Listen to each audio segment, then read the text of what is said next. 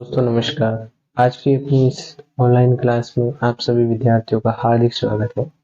आज की हमारी इस क्लास में हम हिंदी साहित्य से संबंधित ये हमारी एक क्लास है जिसमें हम हिंदी साहित्य इतिहास लेखन की पद्धतियों के विषय में हम आज पढ़ने वाले हैं। यानी वो कौन कौन सी महत्वपूर्ण पद्धतियां हैं जिनमें साहित्यकार साहित्य इतिहास लेखन का प्रयास किया। तो उन सभी पद्धतियों के बारे में हम इस क्लास में पढ़ने वाले हैं। साहित्य इतिहास एक सतत विकासशील विधा है। सतत विकासशील विधा का मतलब होता है कि दोस्तों साहित्य में जैसे कि इतिहास में जैसे जैसे तथ्य हमारे सामने आते जाते हैं और ये तथ्य कैसे आते हैं, जैसे कि कोई ग्रंथ हो गया, ग्रंथों के माध्यम से हमें इतिहास के बारे में पता चलता है। इसके अलावा ताड़पत्र पर लिखे ग्रंथों के द्वारा हमें जानकारियाँ प्राप्त होती हैं। इसके अलावा किसी राजा महाराजा के शिलालेख, इससे भी हमें इतिहास के बारे में जानकारी प्राप्त होती है। इस प्रकार से साहित्य इतिहास एक सतत विकासशील विधा है, यानी जैसे जैसे हमें जानकारियाँ मिलती जाती है उसी प्रकार से साहित्य बढ़ता जाता है, यानी साहित्य समृद्ध होता जाता है और धीरे धीरे इतिहास में परिपक्वता आती जाती है। इसलिए इतिहास एक सतत विकासशील विधा है। किसी भी भाषा के साहित्य का इतिहास, कोई सी भी भाषा हो, चाहे वो अंग्रेजी भाषा हो, चाहे संस्कृत भाषा हो, चाहे हिंदी भाषा हो, किसी भी भाषा के साहित्य का इतिहास लेखन के लिए प्रमुखतः 4 पद्धतियों का प्रयोग किया जाता है। कितनी पद्धतियों का प्रयोग किया जाता है? प्रमुख रूप से 4 पद्धतियों का प्रयोग किया जाता है। कौन कौन सी पद्धतियां हैं? तो वर्णानुक्रम पद्धति, कालानुक्रम पद्धति, वैज्ञानिक पद्धति और विधेयवादी पद्धति। ये चारों पद्धतियां हमारे एग्जाम के हिसाब से बहुत ही महत्वपूर्ण है। अक्सर इन पद्धतियों में से प्रश्न पूछ लिए जाते हैं, इसलिए ये चारों पद्धतियां पढ़ना हमारे लिए महत्वपूर्ण है। इन सभी पद्धतियों को हम एक एक करके पढ़ेंगे विस्तार से, है ना। सबसे पहले वर्णानुक्रम पद्धति को पढ़ेंगे। वर्णानुक्रम पद्धति का प्रयोग किन किन विद्वानों के द्वारा किया गया, वर्णानुक्रम पद्धति की क्या कमियां रही, कालानुक्रम पद्धति का प्रयोग किन्होंने किया, इसके अलावा वैज्ञानिक पद्धति, इसका प्रयोग किसने किया, और विधेयवादी पद्धति। ठीक है, इन सभी पद्धतियों के बारे में एक एक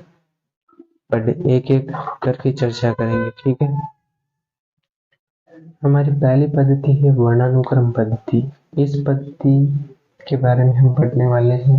वर्णानुक्रम पद्धति, इस पद्धति की विशेषताओं की अगर बात करें तो यह सबसे प्राचीन, अविकसित और निम्न स्तर की पद्धति मानी जाती है। प्राचीन पद्धति इसलिए मानी जाती है क्योंकि सबसे पहले कारसद तासी के द्वारा साहित्य इतिहास लेखन का औपचारिक रूप से शुरुआत की गई, तो यह सबसे प्राचीन, अविकसित और निम्न स्तर की पद्धति मानी जाती है। इस पद्धति में रचनाकार का परिचय वर्णमाला अक्षर क्रम में सबसे इम्पोर्टेंट है दोस्तों। इसमें रचनाकार का जो परिचय दिया जाता है वो वर्णमाला अक्षर क्रम में दिया जाता है। अगर हम हिंदी की बात करें तो कैसे आने वाले रचनाकार पहले और ज्ञ से शुरू होने वाले जो रचनाकार के नाम है वह सबसे लास्ट में उनका वर्णन किया जाएगा। इसी प्रकार से अगर इंग्लिश वर्णमाला की बात करें तो ए से शुरू होने वाले जो रचनाकार के नाम है उनका वर्णन सबसे पहले किया जाएगा और जो जेड से शुरू होने वाले जो रचनाकार है उनका वर्णन सबसे लास्ट में किया जाएगा। ये इस पद्धति की सबसे खास बात है दोस्तों। इस पद्धति का प्रयोग की अगर बात करें तो प्रयोग कारसद तासी के द्वारा किया गया। कारसद तासी ने हिंदी साहित्य इतिहास लेखन का सर्वप्रथम प्रयास किया था औपचारिक रूप से। इन्होंने अपनी एक पुस्तक लिखी थी जिसमें इस पद्धति का प्रयोग किया था। इनकी जो पहली पुस्तक थी वो थी इस्तवार दला लिटरेचर, इस्तवार दला लिटरेचर एंदुई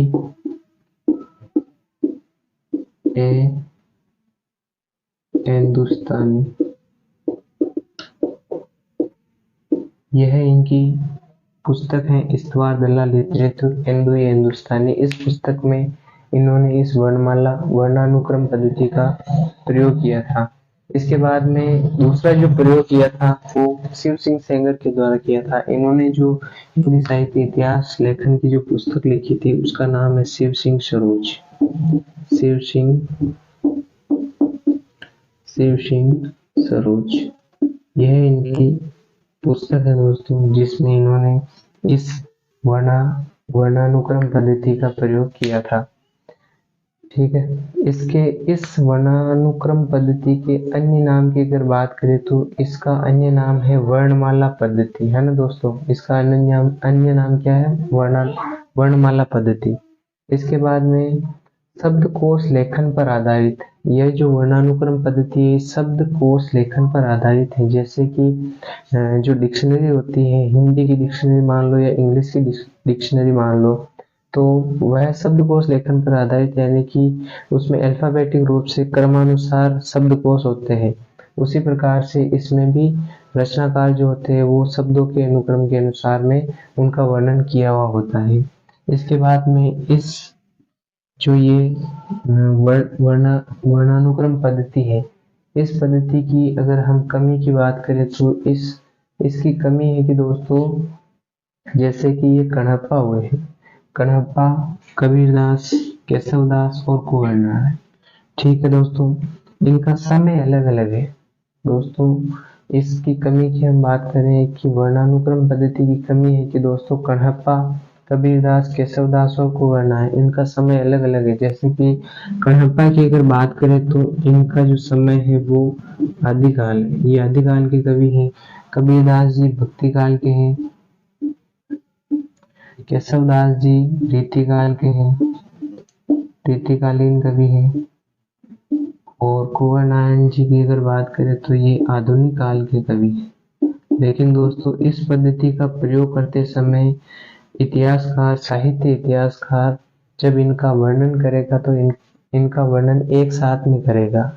इससे हमें साहित्य इतिहासकार को पढ़ते समय पता नहीं चलता है कि इनका काल क्या है। ठीक है, तो ये इसकी कमी है, और वर्तमान में दोस्तों यह पद्धति अस्वीकार की गई है। ठीक है दोस्तों, तो ये वर्णानुक्रम पद्धति की प्रमुख विशेषताएं थी दोस्तों। आप इनको नोट कर सकते हैं अपने नोटबुक के अंदर ये। ठीक है दोस्तों, इसके बाद में हम कालानुक्रम पद्धति के बारे में बात करेंगे। हमारी जो दूसरी जो पद्धति है वो है कालानुक्रम पद्धति। इस पद्धति की महत्वपूर्ण विशेषताओं की अगर हम बात करें तो इस पद्धति का जो सबसे पहले प्रयोग किया गया वो जॉर्ज अब्राहम ग्रियर्सन, इनके द्वारा सबसे पहले इस पद्धति का प्रयोग किया गया था।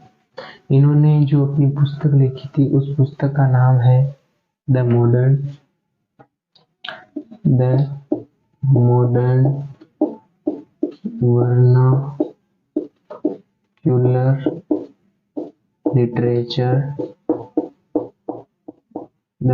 Vernacular literature of northern Hindustan. दोस्तों इन्होंने ये अपनी हिंदी साहित्य इतिहास लेखन का इस पुस्तक में इन्होंने प्रयास किया था, the modern vernacular literature of northern Hindustan. इस पुस्तक में इन्होंने सबसे पहले कालानुक्रम पद्धति का प्रयोग किया था। हमारे जो दूसरे जो विद्वान हुए हैं जिन्होंने कालानुक्रम पद्धति का प्रयोग किया था वो है मिश्र बंधुओं में दोस्तों 3 भाई हैं जिन्होंने एक पुस्तक लिखी है जिसका नाम है मिश्र बंधु विनोद। क्या नाम है दोस्तों? मिश्र बंधु विनोद। दोस्तों 3 भाई हुए हैं, 3 मिश्र बंधु भाई हुए हैं जिनके नाम है गणेश बिहारी मिश्र, श्याम बिहारी मिश्र और सुखदेव बिहारी मिश्र। इन तीनों ने यह पुस्तक लिखी है मिश्र बंधु विनोद। दोस्तों इसमें साहित्य इतिहास लेखन का इन्होंने प्रयास किया था। इसमें इन्होंने कालानुक्रम पद्धति का प्रयोग किया था। ठीक है दोस्तों, इस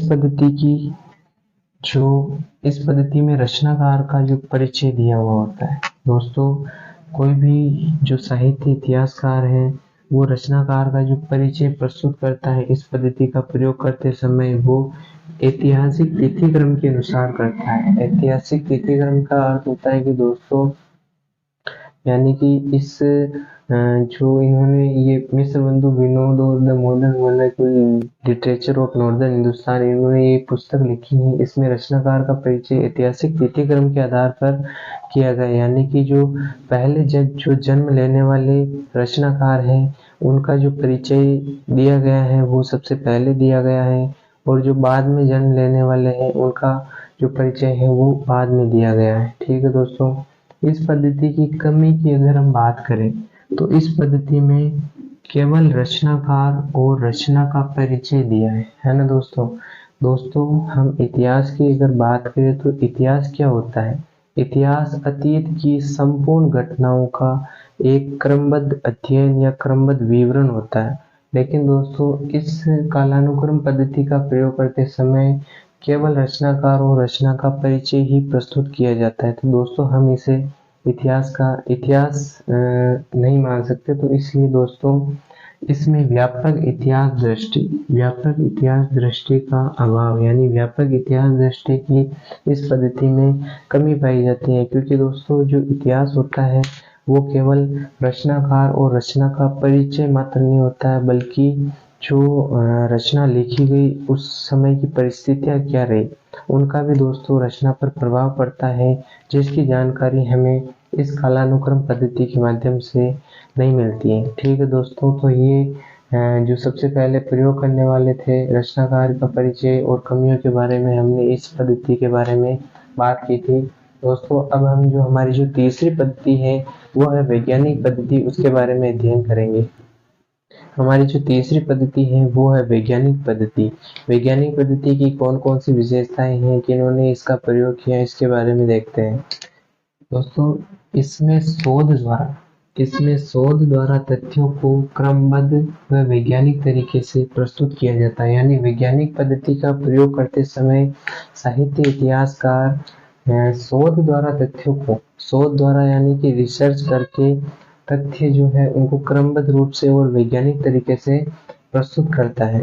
दोस्तों इस पद्धति में जो साहित्यकार होता है वो अपने आप को वैज्ञानिक मानते हुए, जैसे कि वैज्ञानिक किसी चीज की खोज करता है, कोई सिद्धांत प्रतिपादित करता है, तो दोस्तों उसमें क्या करता है, सबसे पहले वो तथ्यों घटनाओं को इकट्ठा करता है, उसके बाद में उसका संकलन करता है, उसके बाद में उसको क्रमबद्ध रूप में प्रस्तुत करता है। ठीक है दोस्तों, तो इसी प्रकार से इस वैज्ञानिक पद्धति का प्रयोग करते समय भी साहित्य इतिहासकार इसी दृष्टि से शोध द्वारा तथ्यों को क्रमबद्ध और वैज्ञानिक रूप से प्रस्तुत करता है। इस पद्धति का प्रयोग दोस्तों किन्होंने किया था, तो गणपति चंद्र गुप्त और हजारी प्रसाद द्विवेदी, ये दोनों विद्वान हुए हैं जिन्होंने अपना साहित्य इतिहास लिखते समय इस वैज्ञानिक पद्धति का प्रयोग किया था।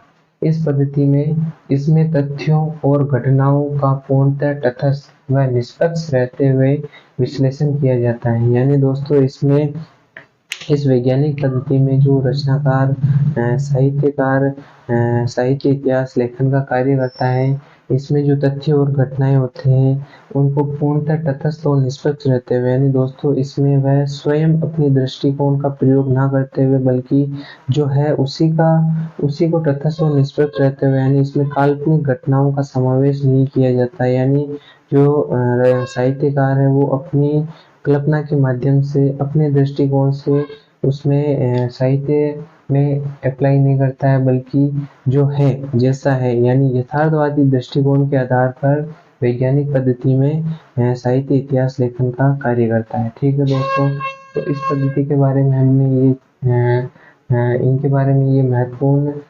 बातें सीखी। इसके बाद में जो चौथी हमारी पद्धति है वो विधेयवादी पद्धति है, उसके बारे में हम बात करते हैं। हमारी जो चौथी पद्धति है जो कि एग्जाम पॉइंट ऑफ व्यू से सबसे इम्पोर्टेंट है वो है विधेयवादी पद्धति। विधेयवादी पद्धति के संबंध में अगर बात करें, इसकी विशेषताओं की अगर बात करें तो विधेयवादी अंग्रेजी के पॉजिटिविज्म का शब्दानुवाद है। यानी विधेयवाद जो शब्द है वो अंग्रेजी के पॉजिटिविज्म का शब्दानुवाद है।